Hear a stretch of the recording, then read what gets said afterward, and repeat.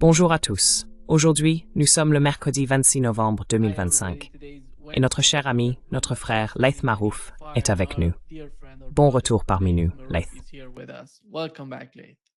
Ravi d'être avec toi, Nima.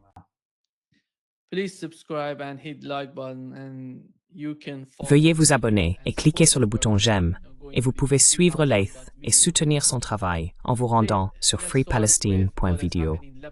Commençons par ce qui s'est passé au Liban. L'assassinat, le martyre du commandant Haytham Ali al-Tabatabai. Nous avons appris que le cheikh Naïm Kassim va en parler vendredi. Quelles sont les répercussions? Quelle est l'issue de ce qui s'est passé au Liban en ce qui concerne la position du Hezbollah et celle du gouvernement?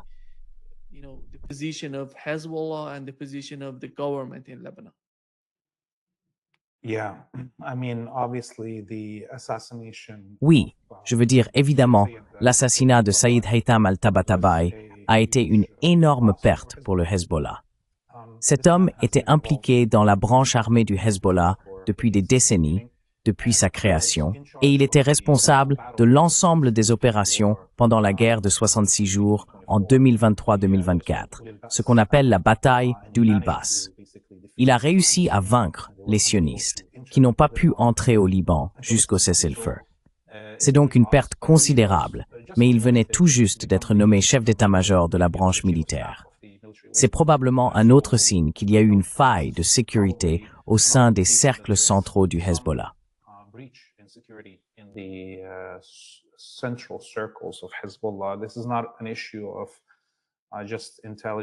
Ce n'est pas seulement une question de renseignements recueillis par voie aérienne ou par les télécommunications.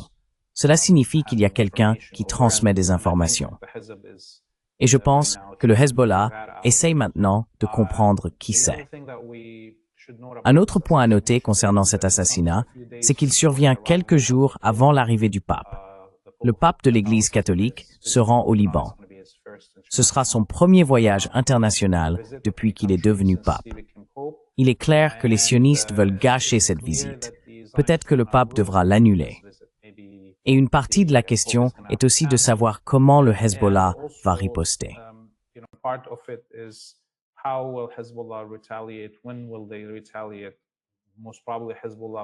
Quand vont-ils riposter? Très probablement, le Hezbollah ne voudra pas gâcher la visite du pape, ni commencer à riposter pendant qu'il est ici. Donc ça va clairement donner plus de temps aux sionistes. Rien que cette visite du pape, s'il finit effectivement par venir, pour comprendre quelle sera la réponse du Hezbollah avant qu'elle n'ait lieu. L'autre point à noter concernant cet assassinat, c'est qu'il s'agit de la première attaque sur Beyrouth, même depuis le cessez-le-feu. Il y a donc beaucoup de provocations à cause de cette attaque. Et le Hezbollah se trouve maintenant dans une position où il doit répondre. Sinon, tout devient permis pour les sionistes.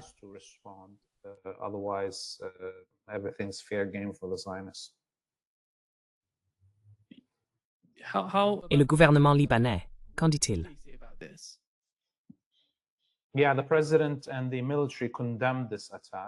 Oui, le président et l'armée ont condamné cette attaque. Ils l'ont qualifiée de violation du cessez-le-feu, de violation du droit international, de crime de guerre. Le Premier ministre est resté silencieux.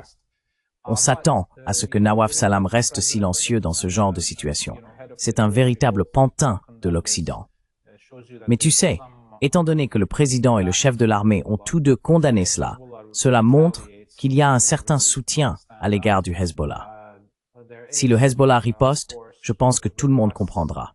Bien sûr, le gouvernement demande au Hezbollah de ne pas riposter. Mais je pense qu'ils n'auront pas le choix, après un an de ce soi-disant cessez-le-feu et les meurtres quotidiens de civils libanais, ainsi que la destruction des infrastructures civiles. Et maintenant, avec cet assassinat d'Al-Khattabai, le Hezbollah est acculé. Ils doivent riposter, sinon ils vont paraître faibles à ce stade.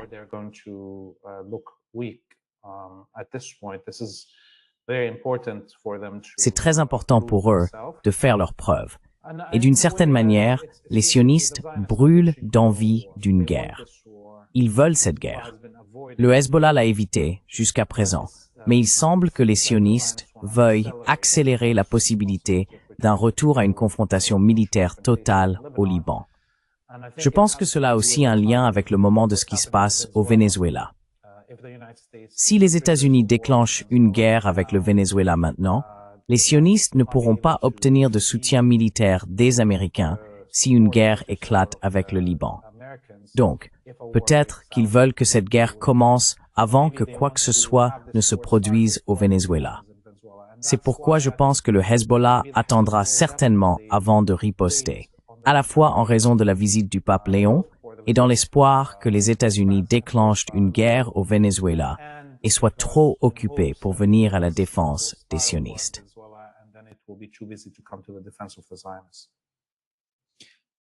Laith, la question en ce moment est la suivante. Comment le Hezbollah réagirait-il à cela? La politique d'assassinat, nous savons que jusqu'à présent, le Hezbollah n'a pas pris cette direction. Penses-tu qu'ils vont réagir de la même manière ou qu'ils vont répondre différemment? Parce que tu sais, nous nous souvenons du jour où ils ont envoyé un drone près de la maison de Netanyahou et frappé la fenêtre de son domicile. Ils savent où vivent ces gens. Alors, comment vois-tu leur réponse?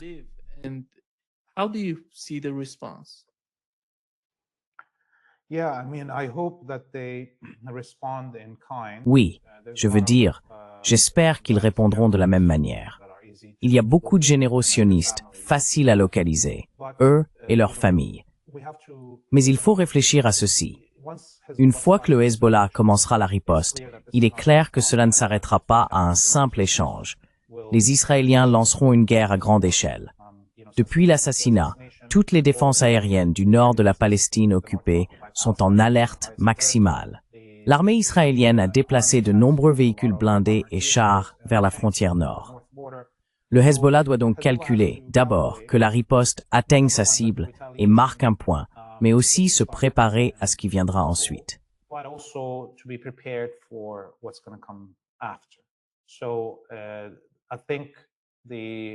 Je pense donc que le Hezbollah sera prêt pour une guerre à grande échelle s'il décide de riposter. Et cela ne peut pas se produire du jour au lendemain. Il faut une grande mobilisation aux frontières, avec les systèmes de missiles et les systèmes de drones. Tout doit être prêt, en prévoyant qu'il y aura d'énormes destructions au Liban et qu'il devra aussi y avoir d'importantes destructions des infrastructures israéliennes.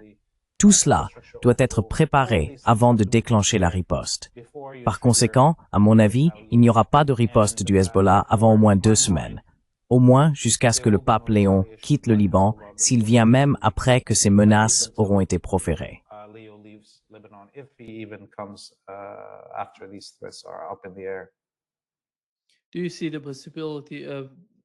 Voyez-vous la possibilité, vous savez, d'une confrontation sur le terrain dans le sud du Liban?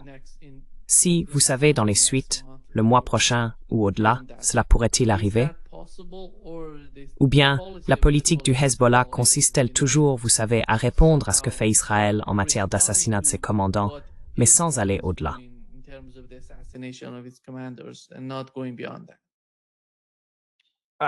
Je pense que les sionistes, écoute, si le Hezbollah ne réagit pas, ils prendront cela pour de la faiblesse. Ils veulent intensifier. C'est ça le problème, à mon avis. Exactement, exactement. Les sionistes veulent l'escalade. Même si le Hezbollah ne riposte pas dans les prochaines semaines, les sionistes pourront dire « Oh, nous avions des informations indiquant qu'une riposte se préparait, alors nous avons mené une frappe préventive, et maintenant nous envahissons. » Ainsi, quoi que fasse le Hezbollah, les sionistes trouveront une excuse pour déclencher une guerre plus vaste. Par conséquent, le Hezbollah doit clairement être prêt, même avant de préparer sa riposte, à une escalade totale et à la possibilité d'une invasion. Les sionistes ont quelques éléments qui, à mon avis, joueront contre eux dans toute tentative d'invasion, disons du Liban par le sud.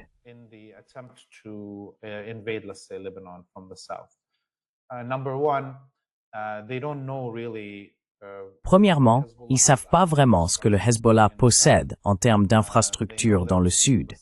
Ils savent que, disons, ils ont détruit une partie de l'armement qui s'y trouvait, mais ils ont clairement pas découvert les tunnels et tout le reste. L'autre chose, c'est que si l'on envahit le sud, ces villages sont vides, ils sont détruits. Donc tout ce que le Hezbollah a à faire, c'est de bombarder massivement les forces d'invasion. Il n'a même pas besoin de réfléchir à cibler des endroits précis, puisqu'il n'y a pas de civils à blesser, ni rien de ce genre. C'est comme si les forces d'invasion avançaient dans un champ ouvert, sans arbres, sans bâtiments derrière lesquels se cacher, rien.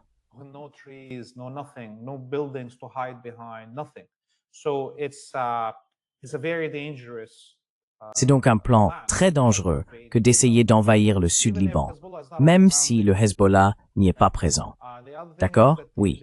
L'autre chose, c'est que l'armée libanaise a déplacé une grande partie de ses forces vers le sud du Liban depuis l'entrée en vigueur du cessez-le-feu.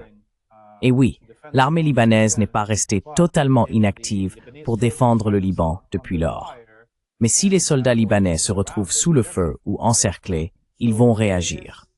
Donc, si les sionistes envahissent, cela entraînera l'armée libanaise dans le combat, qu'elle le veuille ou non.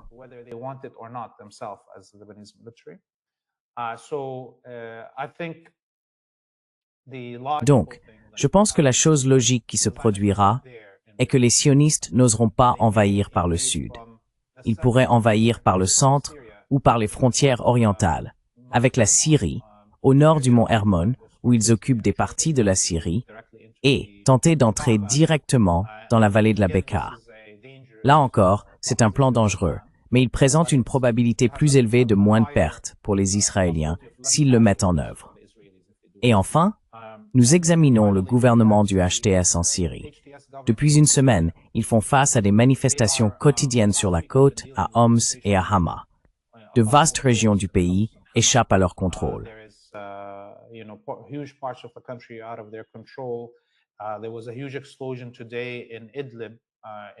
Il y a eu aujourd'hui une énorme explosion à Idlib, dans l'un des dépôts de munitions du HTS. Ainsi, le HTS ne peut pas non plus être considéré par les sionistes comme un allié fiable pour les aider dans une guerre contre le Hezbollah. Les sionistes se retrouvent seuls. D'un côté, les États-Unis sont occupés au Venezuela. De l'autre, tous leurs vassaux locaux ne sont pas assez puissants pour leur venir en aide.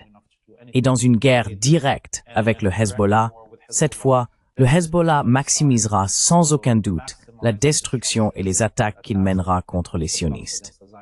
Il n'y aura aucune limite ni retenue dans la manière dont le Hezbollah ripostera, car c'est une question de vie ou de mort pour le Hezb, et il ne se permettra pas de se retrouver dans la situation où se trouve la résistance à Gaza.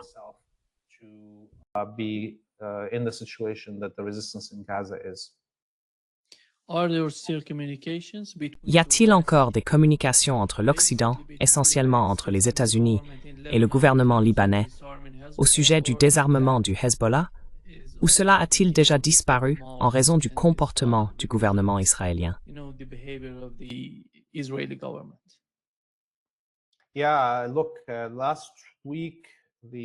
Oui, écoutez, la semaine dernière, le chef d'état-major de l'armée libanaise, le général Haikal, devait se rendre aux États-Unis pour rencontrer ses homologues du gouvernement américain. Mais le gouvernement américain a annulé sa visite avant-hier. Cela s'explique par le fait que les sionistes et les Américains sont en colère contre l'armée libanaise, qui a refusé de tuer ses propres citoyens pour leur faire plaisir. Donc, en ce moment, il n'y a aucune communication entre les Américains et le gouvernement libanais, à l'exception du Premier ministre Nawaf Salam, qui est un pantin et un collaborateur total, mais il n'a aucun pouvoir dans le pays.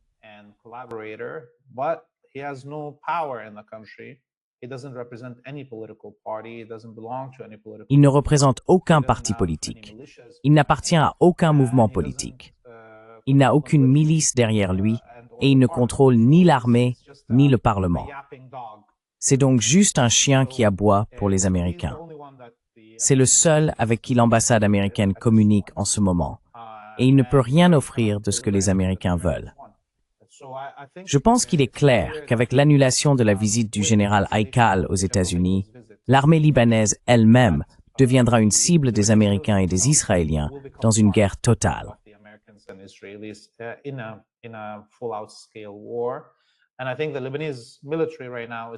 Je pense que l'armée libanaise se prépare actuellement à cela, à être l'une des principales cibles, parce qu'elle est le ciment qui maintient l'État libanais uni. Et si elle n'est pas disposée à faire ce que veulent les Américains, ces derniers préféreraient voir l'armée libanaise s'effondrer et ouvrir la voie à une guerre civile où les milices pourraient s'en prendre au Hezbollah. Je pense que la direction de l'armée en est consciente. Le président le sait. Le Hezbollah le sait. Et c'est pourquoi je pense que le Hezbollah coordonnera également avec l'armée toute riposte qu'il entreprendra. Laith Nawaf Salam, Prime Minister of Lebanon. Laith Nawaf Salam, le Premier ministre du Liban, vivait-il au Liban avant de devenir Premier ministre? Ou ne faisait-il que visiter le Liban auparavant? Comment? Parce que beaucoup de gens se demanderaient, s'il n'est lié à aucun des partis politiques libanais, comment est-il devenu Premier ministre? Et qui le soutenait? Become the Prime Minister of Lebanon. And who was supporting him?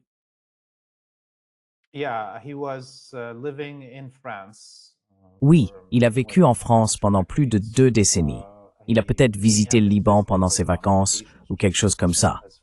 Mais autant que je sache, il a été en France et tu sais à La Haye, aux Pays-Bas, pendant plus de 2 décennies, où il a servi comme juge à la Cour internationale de justice et finalement comme juge en chef de la CIJ. Il est arrivé dans le sillage des ambassades américaines et saoudiennes, qui ont exigé qu'il soit nommé Premier ministre sunnite.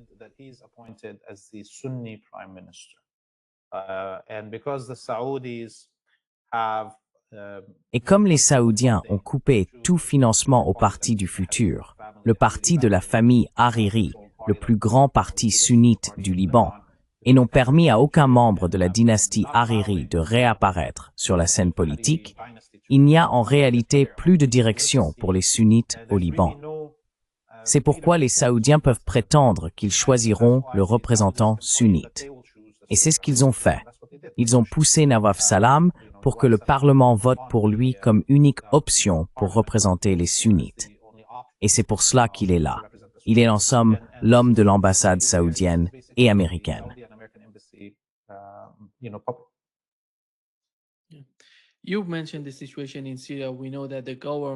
Vous avez mentionné la situation en Syrie. Nous savons que le gouvernement attaque les manifestations, affirmant que ces personnes sont liées au gouvernement Assad, qu'elles sortent pour déstabiliser le pays. Mais si l'on va au-delà de cela, que se passe-t-il réellement sur le terrain en Syrie? Quelle est la principale question là-bas? Quel est le principal problème?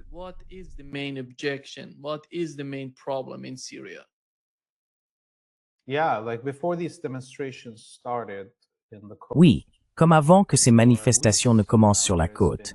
Cela fait des semaines qu'il y a des attaques contre les quartiers alaouites et chiites à Homs, Hama et Damas. Nous avons vu des vidéos de milices du HTS entrant dans ces quartiers, tuant des gens au hasard, sortant des femmes et les enlevant. Dans le quartier alaouite de Damas, ils construisent un mur d'apartheid autour, ce qui va en faire un ghetto. Donc tu vois, les tueries sont incessantes. Chaque jour, des garçons et des hommes alaouites, chiites, chrétiens et druzes sont tués dans les rues de Syrie. Cela semble aléatoire, mais quand on regarde de plus près, on voit qu'il s'agit d'une situation systémique. C'est la même chose avec les enlèvements de jeunes filles et de femmes. Cela se produit quotidiennement. La plupart des familles ont maintenant peur d'envoyer leurs filles à l'école ou à l'université, car elles ne savent pas si elles seront enlevées là-bas ou autre chose. Et le monde entier s'en moque. Personne ne vient à la défense ou au secours de ces Syriens.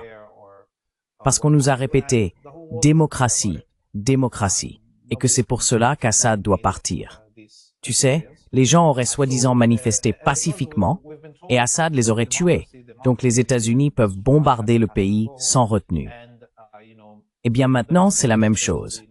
Des manifestations non violentes sont visées par des tirs à balles réelles.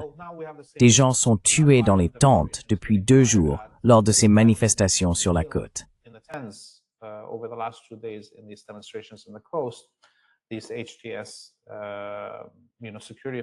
Ces forces de sécurité du HTS arrivent et se mettent à tuer des gens au hasard avec des mitrailleuses.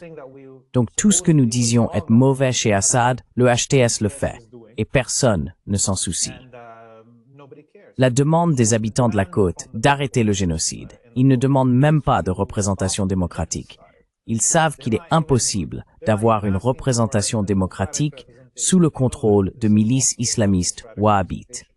Mais au moins, ils veulent que les tueries cessent, ainsi que le pillage des terres et des ressources. Des villages entiers sont en train d'être nettoyés ethniquement. De vastes étendues de terres agricoles sont confisquées et données à des combattants turkmènes, tchétchènes et ouïghours, à qui l'on accorde d'une manière ou d'une autre la citoyenneté syrienne.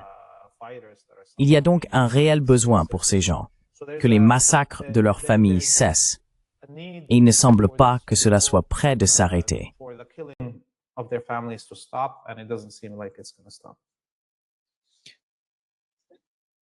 Laith,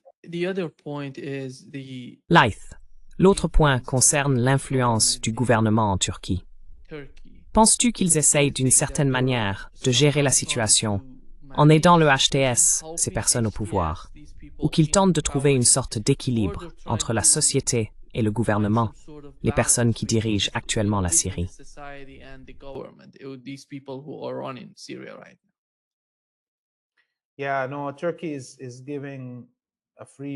Oui, non. La Turquie donne carte blanche à Al-Jolani et au HTS pour faire tout ce qu'ils veulent. C'est comme si l'État turc se vengeait du peuple syrien. D'abord pour avoir osé s'opposer au plan de la Turquie dans le pays, mais aussi, en remontant plus loin, pour s'être opposé au siège ottoman de la côte syrienne et à la famine du peuple à la fin des années 1800, ou encore pour avoir mené la révolte arabe, et ainsi de suite. Donc, c'est vraiment une vengeance, et ils essayent de procéder à un transfert de population.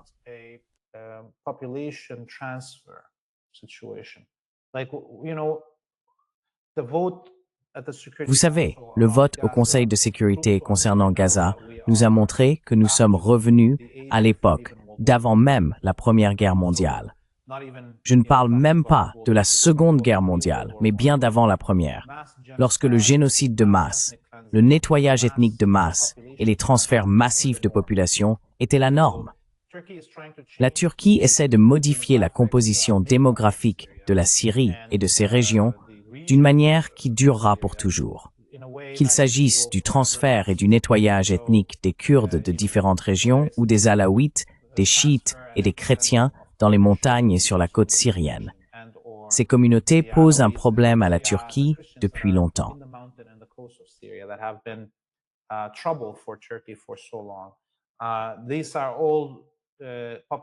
Ce sont toutes les populations que la Turquie veut retirer de ses frontières et de leurs terres historiques, afin de rendre la Syrie plus facile à gouverner et à modeler selon la volonté de la Turquie, des États-Unis et d'Israël. Jusqu'à présent, les populations alaouites et chiites de la côte refusent de partir. Beaucoup d'alaouites et de chiites des villages éloignés de la côte ont fui vers la côte ou vers le Liban. Mais ceux qui s'y trouvent déjà refusent de partir. D'une certaine manière, ils n'ont nulle part ailleurs où aller, mais ils ne veulent pas non plus partir, car ils savent que s'ils le font, ils ne pourront pas revenir. Et cela signifierait un immense changement dans la composition de la Syrie.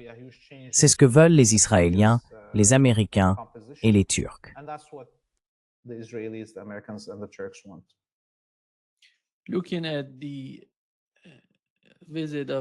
En regardant la visite du prince héritier d'Arabie Saoudite aux États-Unis, il semble, d'après les informations que nous recevons, que Donald Trump a essayé d'exercer une forte pression sur lui pour qu'il normalise les relations entre l'Arabie Saoudite et Israël. Mais il semble qu'au final, MBS ait déclaré que le peuple saoudien est totalement opposé à Israël à cause de ce qui se passe en Palestine. Et sans aborder la question palestinienne, il a dit qu'il ne serait pas en mesure de normaliser les relations. Comment avez-vous perçu la visite de MBS aux États-Unis? Pensez-vous que, puisque l'Arabie Saoudite est un acteur clé dans la position politique des États arabes de la région du Golfe Persique, elle va normaliser Ou vont-ils rester sur la même ligne, vouloir un État palestinien et refuser de changer leur position?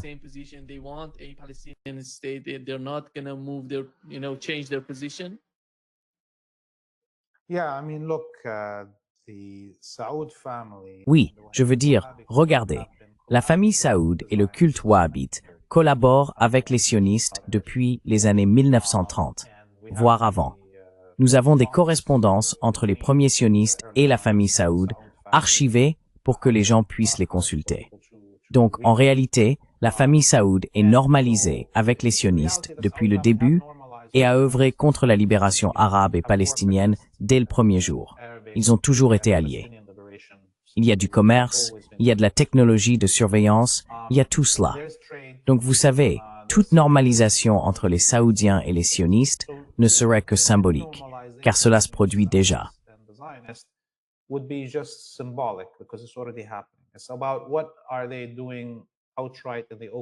Il s'agit de ce qu'ils font ouvertement, au grand jour, à 100%. C'est bien de cela qu'il s'agit. Et si l'on regarde les enquêtes menées auprès des peuples arabes et musulmans dans le monde, même au sein du royaume saoudien lui-même, 88% des citoyens sont opposés à la normalisation et favorables à la libération de la Palestine. Donc, vous savez, je pense que la famille Saoud, la seule raison pour laquelle elle ne veut pas le faire publiquement, c'est parce que l'Iran n'a pas encore été vaincu. Et l'Iran, en tant que république islamique, projette au reste du monde musulman ce qu'il considère comme le véritable islam. Un islam juste qui soutient les opprimés et s'oppose aux dictatures, et ainsi de suite.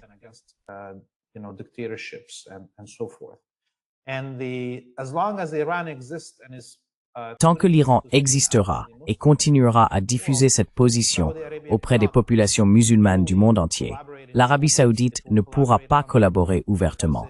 Elle collaborera en secret, car elle est l'hôte de la Mecque et de Médine et prétend représenter les musulmans, et ainsi de suite.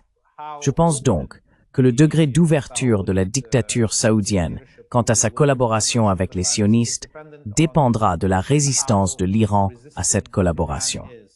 C'est pourquoi les Saoudiens voudraient que les États-Unis et Israël détruisent l'Iran, afin de pouvoir dire, en tant que représentants des musulmans, nous n'avons aucun problème avec la colonie sioniste ici.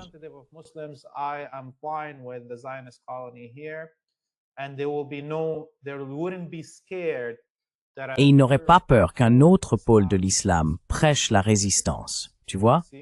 Exactement comme ce que nous venons de voir avec les États arabes votant pour la recolonisation de la Palestine.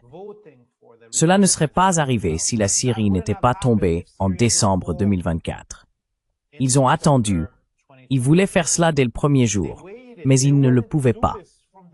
Tant que la Syrie était là pour se tenir au Conseil de sécurité et dire non, et pour projeter une pensée et une dignité arabe libératrice, le reste des États arabes n'auraient pas pu faire ce qu'ils font.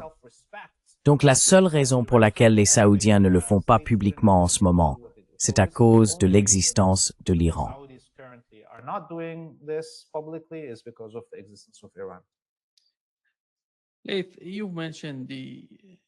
Laith, tu as mentionné les chiites, les sunnites et les musulmans en Syrie, toute la communauté musulmane à travers le monde. Penses-tu que la cause palestinienne a d'une certaine manière réussi à unifier les gens partout, sunnites et chiites confondus? Parce que selon moi, cette division entre sunnites et chiites était une manœuvre de l'Occident pour diviser les peuples de l'intérieur. Alors aujourd'hui, comment perçois-tu l'impact de la Palestine et de ce qui s'y est passé sur les musulmans?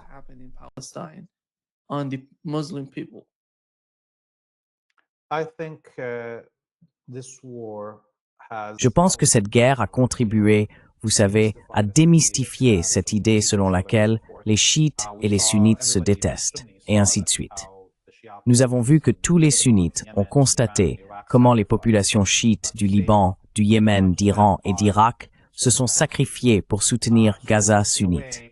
Donc d'une certaine manière, cette guerre a contrecarré, vous savez, 80 ans de tentatives visant à créer une scission irréconciliable entre chiites et sunnites. Et tout comme la chute de la Syrie, avec les médias des pays du Golfe affirmant qu'Assad tue des sunnites, La chute de la Syrie a désormais mis fin à ce débat. Ainsi, maintenant, tous les musulmans peuvent voir que les États sunnites ne représentent pas, tout d'abord, les sunnites qui vivent dans ces États et que ces États sunnites ont tous vendu la Palestine.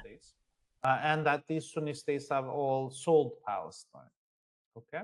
So we have that. We have now D'accord. Donc nous avons cela. Nous avons maintenant une reconnaissance, du moins sur le plan mental, au sein des populations sunnites du monde musulman, que les chiites ont défendu la liberté de l'islam dans son ensemble et la réputation de l'islam, et que les musulmans de Gaza, qui sont sunnites, sont venus à leur défense. L'autre aspect de cela, c'est que vous savez, nous voyons les États-Unis agir si ouvertement, et ces royaumes agir si ouvertement, avec la colonie sioniste, que ce soit en lui fournissant des armes, en appliquant le blocus, en créant cette route commerciale depuis les Émirats vers la colonie sioniste, ou en utilisant toutes les défenses aériennes du monde arabe pour tenter d'abattre les missiles iraniens, et ainsi de suite.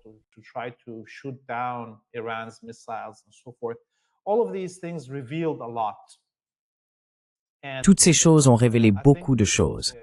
Je pense que la guerre à Gaza, le génocide à Gaza, a mis beaucoup de choses à nu. Une partie de cela concerne les dynamiques de pouvoir existantes. Qui est réellement un vassal, qui est véritablement souverain, qui peut parler, ce que signifie le droit international, ce que sont les organisations internationales. Toutes ces choses ont été révélées par Gaza. Je pense que la majorité de l'humanité aujourd'hui, pas seulement les sunnites, est éveillée. Tout le monde a les yeux grands ouverts. Chacun voit tout clairement. Seules les personnes délirantes ou qui se détestent elles-mêmes essayent encore de se mentir sur la réalité.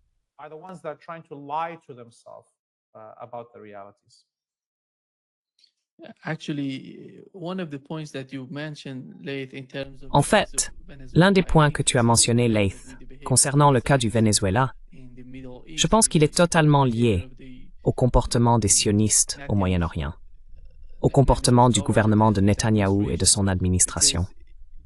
Parce que nous avons appris hier qu'un des avions de chasse israéliens utilisait l'espace aérien irakien pour s'approcher de la frontière iranienne, ravitaillé par des avions citernes américains.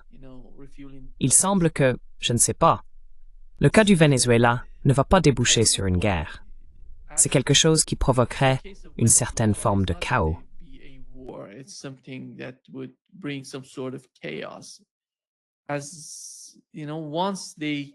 Comme vous le savez, une fois qu'ils en arriveront à ce point, les Israéliens, je parle de Netanyahou et de son gouvernement, ils vont peut-être commencer, vous savez, à attaquer l'Iran et le Hezbollah en même temps.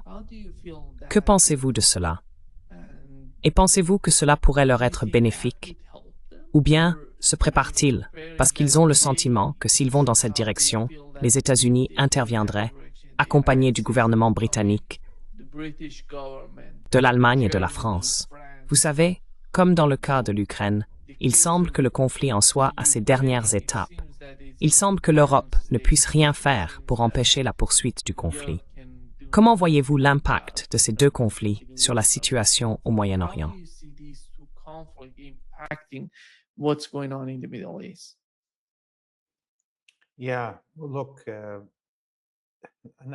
Oui, écoute, une attaque contre le Venezuela serait tragique, évidemment, pour les habitants de ce pays.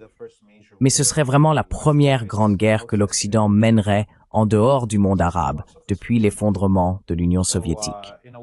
Donc d'une certaine manière, une partie du poids de la machine impérialiste serait allégée pour nous.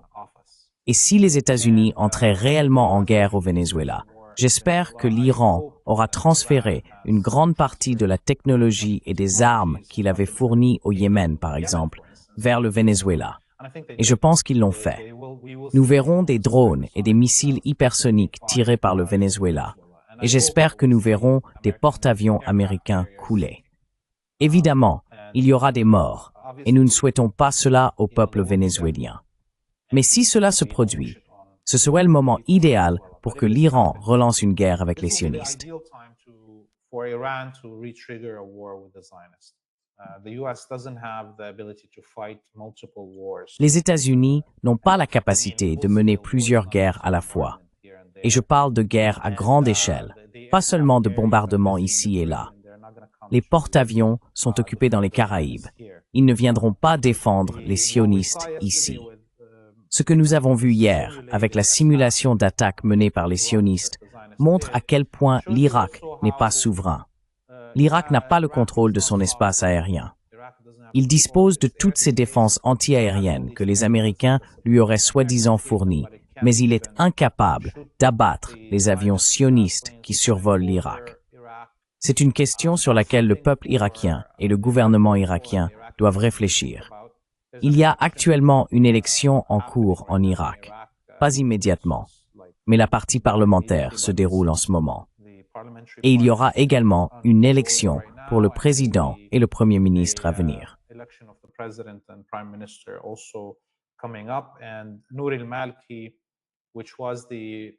Et Nouri al-Maliki, qui a été le premier ministre irakien le plus favorable à la résistance, essaye de revenir au pouvoir. Donc peut-être qu'il gagnera, il y a une forte possibilité qu'il y parvienne, car les gens sont frustrés par ces violations quotidiennes de la souveraineté irakienne. Et vous savez, ces avions ravitailleurs qui décollent du Qatar ouvertement comme ça, puis violant l'espace aérien irakien pour ravitailler les avions israéliens, tout cela montre que, s'il y a à nouveau une guerre à grande échelle avec l'Iran, l'Iran devra cibler les bases américaines.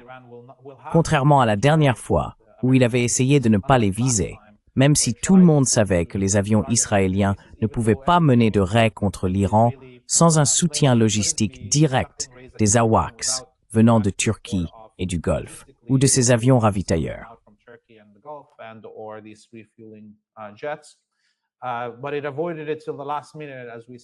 Mais elle l'a évité jusqu'à la dernière minute, comme nous l'avons vu, jusqu'à ce que les États-Unis participent directement et ouvertement à l'attaque contre l'Iran au cours de ces derniers jours, avec les bombardiers B-1 et ainsi de suite.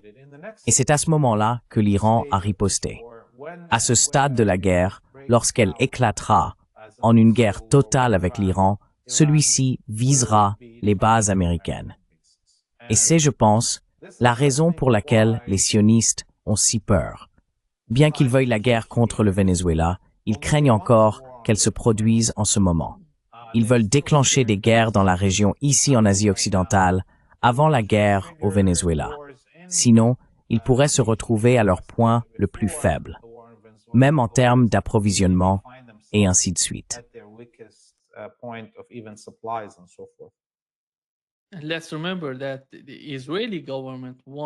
Rappelons-nous que le gouvernement israélien veut une guerre avec le Venezuela. Ils la veulent parce qu'ils considèrent le gouvernement vénézuélien comme l'un des obstacles ici en Amérique latine, puisqu'il est totalement opposé à ce qu'Israël fait au Moyen-Orient, contre les Palestiniens, au Liban, le Hezbollah et la Syrie. Et je ne sais pas si cela leur serait utile, vous savez. Cela ne change rien ici en Amérique latine, même s'ils parviennent à renverser le gouvernement au Venezuela, car le ton a complètement changé ici. Ce n'est pas seulement une question de Venezuela. Regardez la Colombie, le Brésil, tous ces pays, sauf, vous savez, l'Argentine. Tous les gouvernements ici en Amérique latine soutiennent l'État palestinien, la cause palestinienne.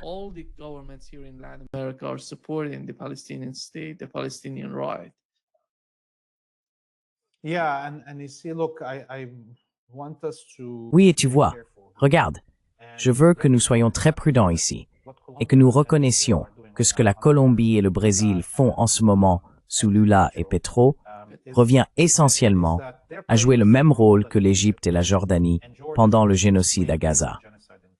Faire semblant d'être pro-palestinien, faire semblant d'être contre cette guerre et ce génocide, tout en y collaborant en réalité. Et la seule raison pour laquelle la Colombie sous ce président ou le Brésil sous ce président ne soutiennent pas ouvertement le sionisme ou la guerre contre le Venezuela, c'est parce qu'ils ont peur à cause de l'existence du Venezuela. Mais si le Venezuela est détruit, si le Venezuela est occupé comme la Syrie l'est, alors ses dirigeants en Colombie et au Brésil seront sans vergogne et soutiendront ouvertement l'occupation du Venezuela comme ils l'ont fait avec l'occupation d'Haïti. as they did with the occupation of Haiti, right? So we need to be careful with this. Nous devons donc faire preuve de prudence à ce sujet. Les paroles ne coûtent rien et peuvent changer facilement. Le Brésil s'est opposé à l'adhésion du Venezuela aux BRICS. En réalité, si j'étais dans le haut commandement militaire vénézuélien en ce moment, je ne me préoccuperais pas seulement d'une invasion maritime venant du Brésil ou des îles des Caraïbes, situées juste au large des côtes du Venezuela. Je m'inquiéterais d'une invasion venant du Brésil, d'une invasion venant de la Colombie. L'armée colombienne, sur chaque base, la moitié des effectifs sont des soldats et des généraux américains. Vous savez, il faut s'en méfier, et je suis sûr que les Vénézuéliens surveillent leurs arrières. Donc je n'accorde pas beaucoup de poids aux paroles de Lula ou de Petro. Into the words coming out of Lula or Petro. Yeah, that was disappointing, actually. Lula Et c'était décevant. Venezuela En réalité, part of- Lula n'a pas permis au Venezuela de faire partie des BRICS. but, C'était extrêmement décevant. Mais après tout, il ne s'agit pas seulement de Lula ou de Petro. Il s'agit de la société ici au Brésil. Il s'agit de la société et du peuple de Colombie. Je pense qu'ils ne peuvent pas vraiment aller à l'encontre de la volonté du peuple, de la manière dont celui-ci souhaite voir la situation dans le cas de la Palestine. To see the situation with the case of Palestine. Maybe, maybe. But again, look at the Peut-être, Arabic leaders. peut-être. Écoute, When there's peut-être. 98% Mais encore une fois, regarde les dirigeants arabes.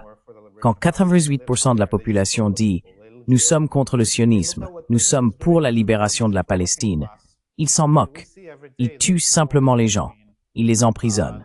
Je veux dire, regarde ce que fait le Brésil à une grande partie de la classe ouvrière. Nous voyons chaque jour ces guerres entre les forces spéciales de la police brésilienne qui pénètrent dans les favelas et procèdent à des massacres, à des meurtres de masse. Lula a-t-il traduit en justice ceux qui ont tué certains politiciens très progressistes pendant l'ère Bolsonaro? Je ne me souviens plus de son nom. Elle était à São Paulo, au conseil municipal. Elle a été tuée à São Paulo quand j'étais au Brésil.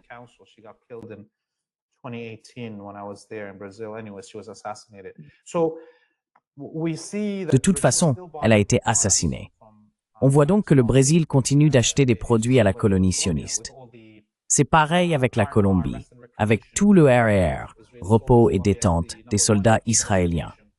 La Colombie est la première destination des soldats israéliens pour le RER en Amérique latine. C'est facile de parler, mais s'ils ne sont pas prêts à défendre le Venezuela, pourquoi penseraient-ils à défendre la Palestine? Je veux dire, si le Venezuela est envahi, tu crois que le Brésil va venir les aider? Non. C'est donc une situation triste. Mais je vois que les peuples d'Amérique latine ont aujourd'hui la responsabilité de se soulever contre ces régimes collaborationnistes pour leur propre bien.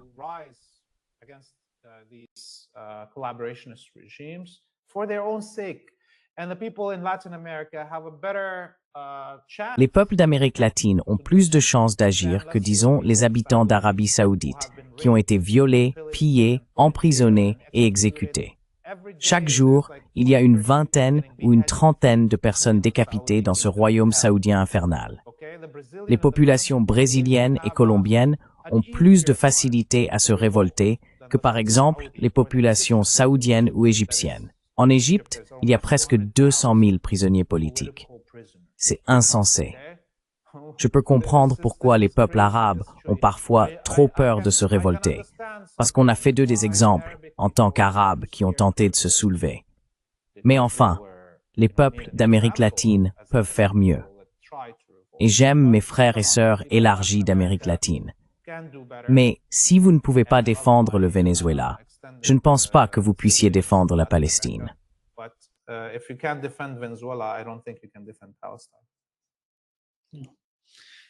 Leith, you mentioned that maybe Pope can Leith, tu as mentionné que le pape allait peut-être se rendre au Liban et que tu pourrais t'y rendre aussi, à l'université de Beyrouth, si je ne me trompe pas, en tant qu'un des principaux intervenants. Dis-nous quel est ton projet et comment tu comptes aborder la question de la Palestine. Vas-tu parler de la situation au Liban? De quoi prévois-tu de parler si tu t'y rends? Yes, yes, of course, the Pope is coming. So part of Oui, oui, bien sûr, le pape vient. Donc, dans le cadre de son voyage, le ministère de la Culture du Vatican organise des événements ici. L'un de ces événements a lieu à la NDU, c'est-à-dire l'Université Notre-Dame. C'est une université chrétienne située juste à l'extérieur de Beyrouth. Ils organisent un événement sur l'impunité envers les journalistes, les assassinats de journalistes. Donc, c'est un événement sur les droits des journalistes. Ils m'ont invité à être l'orateur principal demain. Je ne l'ai publié nulle part parce que je craignais que la NDU et le Vatican soient attaqués en ligne par des sionistes. C'est donc un grand honneur pour moi de prendre la parole et je parlerai de la situation difficile des journalistes au Liban et en Palestine pendant ce génocide, ainsi que des solutions possibles, ce que nous pouvons faire pour améliorer la situation des journalistes ici.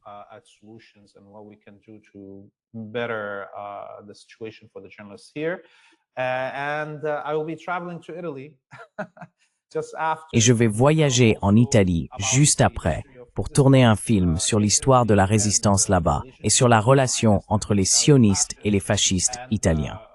Et bien sûr, nous parlerons aussi de ce qui se passe actuellement en Italie en soutien à la Palestine, y compris la grève nationale qui aura lieu dans 2 jours. Nous y filmerons.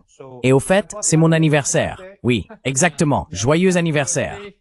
Donc, je vieillis, j'ai 48 ans aujourd'hui.